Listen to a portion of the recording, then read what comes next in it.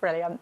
Now, the entire nation is being gripped by ITV drama Mr Bates versus the Post Office, which tells the shocking true story of hundreds of sub-postmasters who were wrongfully convicted and lost everything during the Horizon IT scandal. And the drama really has made a huge impact. Since it aired, at least 50 new possible victims have come forward. And over the weekend, the Metropolitan Police confirmed they're now investigating the Post Office for potential fraud offences. The Prime Minister Rishi Sunak has also now called for people to get the justice they deserve. But none of this, and I mean none of this, would have been possible if it wasn't for one man. Former sub-postmaster Alan Bates was the driving force who brought this incredible misjustice to light. And I'm delighted to say he joins us now with the woman who has stood by him every step of the way, and a difficult way it was to his partner, Suzanne. Good morning to both of you. Thank you so much for joining us this morning. Really good to see you. I would imagine it's been a... Good morning. Good morning. It's been a busy few days for you because the drama has really sparked off the conversation. It's everybody's talking about it. The reaction's been incredible. Yeah, it has. We're really pleased with it. I mean, it has been going, as you say, for over 20 years, and from time to time it has been picked up in the media, but all of a sudden the drama's made a huge difference. Incredible. I mean, in 2003, you lost your post office, Mr Bates, you lost your life savings, your whole life was turned upside down. And watching this four-part drama, I've been so emotional the whole way through it. But you were the man picking up the phone to everybody. You saw it for your own eyes, and the whole country seems to have been stood behind you now. Has it surprised you, the amount of attention that it has got? Well, yes. But I think the drama does such a good job of exposing really the suffering that people have been through in it. You know, I'm not surprised the whole nation's been moved by it. Suzanne, you've stood by him all the way. You've been in the thick of the battle yourself, and I'm just wondering, how stressful has it been on a human level? How has it been for the pair of you? Well, Alan and I are jointly victims of this abuse by Post Office, and I have to say it reminds me that sub-postmasters have families, and all their families have been severely affected as well. And it's very important that they should be considered too. Lives have been changed, not just the sub-postmasters, but their entire families. I mean, do you know what I can't understand about this? And just going way back, we're talking about 700 cases here. And you're all vetted to become postmasters. You don't just kind of pitch up. Surely that's a red flag that something is wrong in the first place, that the system is not working correctly. I mean, it's unlikely that 700 people are going to be cooking the books in their post offices. Well, I think it's really, you come down to the competence of management, really, and what's their priority in there. And their priority has always been to protect the brand at whatever cost. And if it's at the cost of people going to prison, it seems that they're more than happy to put up with it. And it's not just the 700. 700 have gone through on convictions. We, and the bulk of us that took the court case, the 500 or so, are totally separate, as are the other 2,500 who are in the Horizon shortfall scheme. So there's a lot of people been affected. The Prime Minister spoken about the scandal yesterday. Alan, what did you make of his remarks?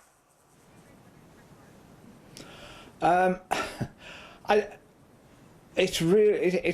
Unfortunately, I didn't hear them. I only heard them secondhand. But he really needs to ensure things happen now, and they happen at real speed, not just at pace, which there was commented on recently. There's no reason these things can't be sorted quickly if enough pressure is brought to bear. And it's the compensation of the original people that brought the court case that needs resolving now. It's been going on for almost 20 years for a number of these people. They've got to be able to get on with their lives. I'm very disheartened personally that he seems to be talking about it as though it's something just from the past. It isn't. The carryover, the fallout is horrendous, and it's been going on for years. That's the thing. People have lost their lives because of this, the stress of it. It's hard to trust the government are going to do what needs to be done about it. I mean, the story lives on for so many people. What do do you want to happen right now? What's the right thing to do now? What's the right thing to do?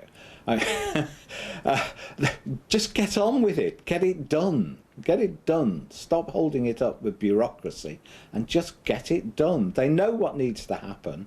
Let's see if they can actually do it. Is that an exoneration for everybody named in this scandal? Oh, you're talking about the... Sorry, you're talking about the criminal convictions there, aren't you? Well, that's twofold, isn't it? It's the convictions, and then it's the people in charge during that time, and those who've been awarded CBEs whilst in charge. But let's deal with the victims first of all. What has to happen there?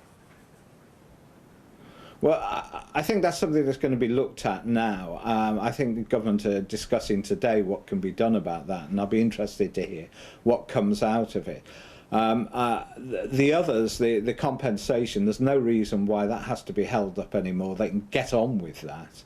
And as far as the Paul Vanel's CBE goes, well, I mean, we've had 1 million people who have signed up to the petition in just a matter of days. And I think the question's got to be asked, who actually put her up for that CBE in the first instance? Yeah. Yeah, very true. Now, Alan, the fight has been incredible, and to watch this 4-part series and everything that you went through, and you never gave up. You never gave up. But you were awarded an OBE yourself, and you've actually turned that OBE down. Is that correct? Yes, I did. I mean, it felt a bit of a slap in the face while Paul Vanel still held their CBE for services to post office. I couldn't justify taking that. I mean, it would, as I say, it would be a slap in the face to the victims in all of it. It wouldn't have made any difference to our lives. We would have still dragged on, hanging about, waiting for financial redress. We were leading still a very limited lifestyle. Suzanne, talk to us about the hardest days, the most frustrating days, when you weren't being able to move forward, when you're being blocked at every corner, the effect it was having on Alan, on you, and those other people involved. What was it like during those dark days? Very, very difficult. There were spurts when we seemed to be making progress, and we would think we can build upon that. You know, certain people who we were talking to would see sense, and they helped us to drive it forward, but that was never necessarily so. So then we'd take dives, and Alan would plough on in the background, not able to sort of announce what he was actually doing. But Alan is somebody who always has a plan B, and probably all the letters of the alphabet as well. So whilst I was, you know, supporting him and seeing the progress that he was making, I couldn't really reassure anybody that that's what was happening. So that was quite hard on me as well. You two are a real team, real team. You've been each other's rock. But Suzanne, we've got to ask, is Alan still sat round in his dressing gown every day? He's actually got a new dressing gown, and I'm so pleased. It sounds like you need a new office chair as well, I wore Alan. it for the first... Sorry. You need a new office chair. You've spent many hours sitting at that desk, haven't you? Oh, Yeah, it's well worn out. It's very grungy. So, Alan, you are not going to stop until everybody's conviction is overturned and everybody's got their money back. Because, I mean, you've been fighting for the last 20 years, and only 555 postmasters, including you, were only given a settlement of £8,000. Well, I think the settlement after the court cases was, top of my head, £56 million, but we had to pay our legal fees and also to return the funding we'd obtained to take the court case.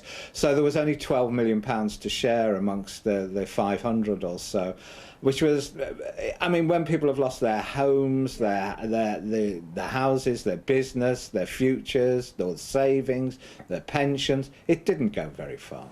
We should say that Paula Venels has given us a reply, and she said, previously said that she was truly sorry for the suffering caused to the sub-postmasters who are wrongly convicted of offences. I don't think that's good enough to calm the over 1 million signatures in that petition looking for her to hand her CBE back. I'd imagine she's on a tasty pension as well. So questions to be answered there. And the battle continues. This battle hasn't finished for you and for all those involved, has it? But there is some good news. Now, in an interview with the Sunday Times, you said, if Richard Branson is reading this, I'd love a holiday. Well, we were one of the very few people to get in touch with Sir Richard and Virgin yesterday, and he has sent you the following. Dear Alan, I did get a chance to read your moving interview in the Times, and we'd love to offer you and Suzanne a well-earned holiday on Necker Island. I can't think of anyone who deserves a break more. Hopefully, see you there. Best, Richard. In addition to that, I'm delighted to tell you both, Virgin Atlantic are offering you upper-class return flights to Necker Island, and if that wasn't enough, and it's not because you should get everything you deserve, Virgin Voyages have been in touch to offer you a 7-night Mediterranean cruise this year from Barcelona in the Sea Terrace cabin, which I'd imagine is beautiful, return flights included. So a break coming your way, and you absolutely deserve it, both of you. Very well deserved, Alan and Suzanne. But what do you make of that news?